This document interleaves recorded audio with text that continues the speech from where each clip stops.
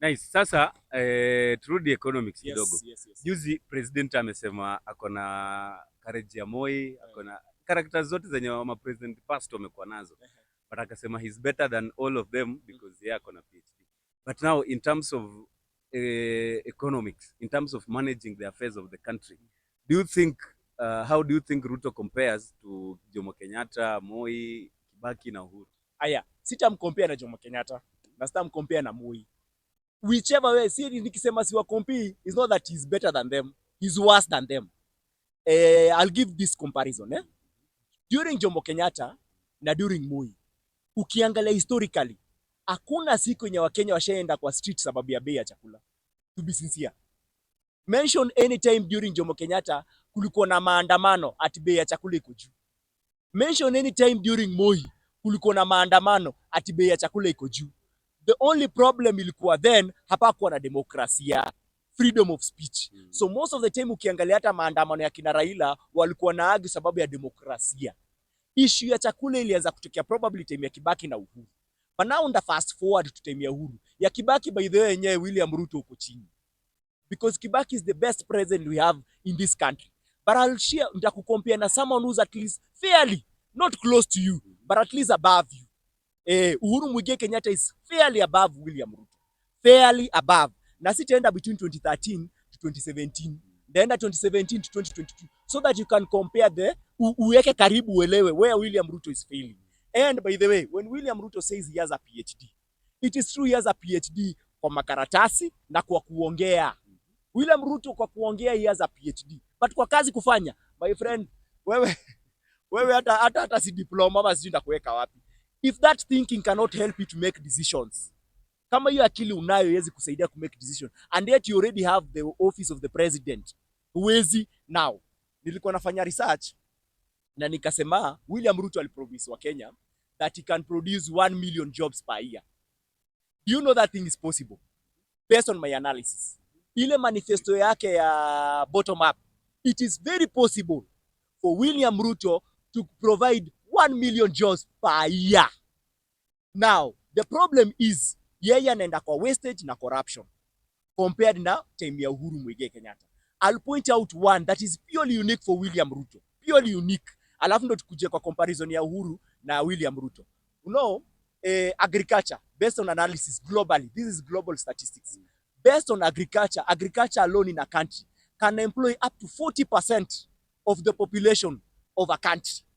Not only even 40, up to 40 to 50%. Hata niweke hata 50. Based on my analysis kwanza hapa Kenya, 50% of the population of this country can be employed only by agriculture to kuimodernize. Na kuimodernize ni kama vile Singapore na South Korea wanadu. I like those countries. Why? Because they were at par with us in 1963. Na wame progress purely because waliingia partly on agriculture na manufacturing.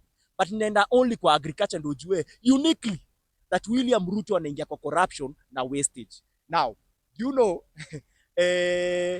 kwa Ministry of Agriculture, William Ruto cumulatively, na mimi upenda cumulatively in this way, unachukua financial year 2023-2024, financial year 2024-2025 na 2025-2026. Sasa mpaka sasa hii budget ya sasa ishasomwa. Sawa. So cumulatively for 3 financial year, because William Ruto amehandle 3 financial year, pesa yote ameweka kwa agriculture totally ni 155 billion shillings totally. Now, hapa ndo place the sad news begins, where priority kwa William Ruto haikuangi, akaenda kwa Ministry of Environment. Nataka compare Ministry of Environment na agriculture. Ministry of Environment, responsibility ya Ministry of Environment inafanyanga nini? Ni kusafisha Nairobi River. Nairobi River, na by them sincere, Nairobi River. Alafu na kuhandle national parks. Watu wa Rongai wana complaining daily mahayena na masimba zinawauma. Hiyo ni kazi ya Ministry of Environment. Na vile Nairobi River iko cha. Now, do you know how much ameweka kwa Ministry of Environment yenye nasafisha Nairobi River? Cumulatively. 3 financial years. 3 financial year. Amemwaga 300 billion. Angalia, agriculture iko na capacity ya kuemploy up to 50% peke yake. Hii ameenga wrong priority. Akapeleka kwa Ministry of Environment akamwaga 300 billion shillings. Now, if you think I'm lying, I can mention them per every financial year for 3. The first financial year yenye William Ruto alihandle kwa environment, aliallocate kwa environment ilikuwa 81 billion shillings. Sawa. The second financial year akaweka 110 billion shillings. Hii ya saa hii ameweka 103 billion shilling. Ukiweka cumulatively yote na kuja 294. So mimi nimeirend off kwa 300 billion shillings deliberately. Sababu hiyo 300 billion shillings kwa William Ruto hata 5 billion shillings utapata tu amerind off. So at the end of the day, totally ukiweka yote na kuja around 294 billion shillings. So imebaki 6 billion. So nimeirand off to 300 billion shillings deliberately. So 300 billion shillings ataidistribute aje kwa nchi. Now this is what you do. Na natumia Ministry of Environment pekee. Aya, this is what you do. Averagely for a water catchment ama irrigation scheme, tukitumia example ya Arora na Kimwarere. Kimwarere pekee ilikuwa inatakikana 20 billion shillings. Ndio ku make sure Kimwarere ina function vizuri na provide chakula, food security na provide everything in the right kwa upande ya chakula kwa Kenya, kwa agriculture. Sawa. So 20 billion shillings ukiweka pekee, hiyo pekee yake kwa 300 billion shillings. Chukua 20 billion shillings within every financial year yenye William Ruto ameconsume hiyo 300 billion shillings. I distribute, uweke 20 billion shillings kwa hiyo 300. Itakuja how many? Around 15 irrigation schemes. So nimechukua deliberately 15 times 20. Inakuja hiyo 300. Sawa. Now unaweza dhani naongea kitu yangu. Ndatumia a very good example ya Irungu Kang'ata.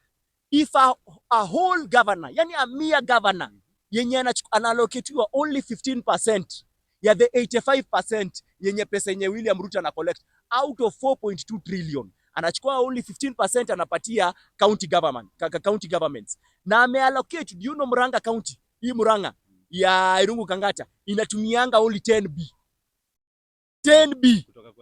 kutoka kwa the national amount ya 4.2 trillion. Hiyo 15% yenye anallocating inakuanga around 400 and something billion shillings. Yenye nendanga kwa Murang'a county ni 10B peke yake.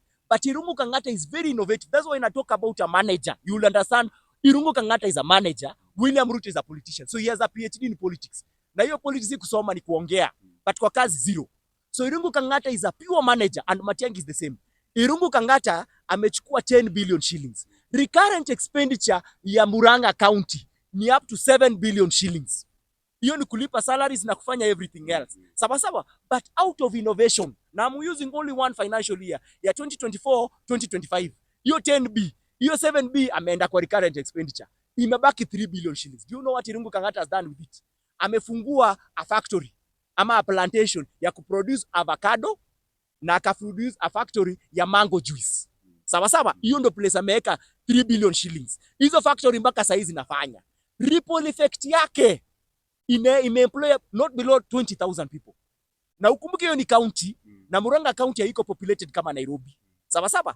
20,000 people between 20 to 50. Ukiweka ripple effect ya factory, wale watu wanapandisha hizo farmers wenyewe, ukuje watu wenye wanapandisha factory wa tani boys kwa factory, madriver wa kusafirisha hizo products, yani everything, procurement officers, accountant, HR, kila kitu. 20,000 to 50,000. Irungu Kang'ata, hiyo ndio kazi yenye anafanya Murang'a. That's why he's being called the best performing governor. Sawa. Now, if you look at the concept of Irungu Kang'ata, he's only using 3 billion shillings only kuweka plantation ama factory ya mango juice na avocado. Now, here is the beauty I admire about Irungu Kang'ata. Attract local investors. Endo uangalie all the billionaires within Murang'a wamekaa naye wanamsaidia kufanya kazi. Sawa. How many billionaires wanazunguka William Ruto? Wengi. Wangapi wameinvest Kenya? Hakuna. Wanaiba pesa wakipeleka Dubai. Huyu Irungu Kang'ata amekaa na billionaires wanainvest pale. That is principle number 1. Create a conducive environment ya biashara. That is principle number 1. Then look at how a manager thinks. A manager yuanga very innovative. Irungu Kang'ata ameenda akapitch market ya China na US. If I think I'm lying, go do your own research. Irungu Kang'ata amepitch hao watu wakiproduce mango juice, wakiproduce hizo avocado, anawatafutia market. Hizo maniviti zao ziuzi within Kenya peke yake, zinatransportiwa into Europe na zinatransportiwa into Asia. China is one of the best markets zenye Irungu Kang'ata anapeleka. My friend, ripple effect ya hiyo kitu peke yake kwa Murang'a County amesha sort issue ya unemployment. Sasa you can imagine with 10 billion shillings ana sort. Huyu na 4.2 trillion. Unajua sangine akasirikaka nikiongelea William Ruto. Huyu na 4.2 trillion shillings ameenda amesimama, I don't know, it was somewhere in Nyeri, ana launch bridge, si factory, bridge ya 7 billion pale Nithi bridge. Hiyo ilikuwa ni Nithi. Nithi na cost up to 7 billion shillings. Yet hiyo 7 billion shillings ndio Irungu Kang'ata ametumia kutengeleza factory ya avocado na mango.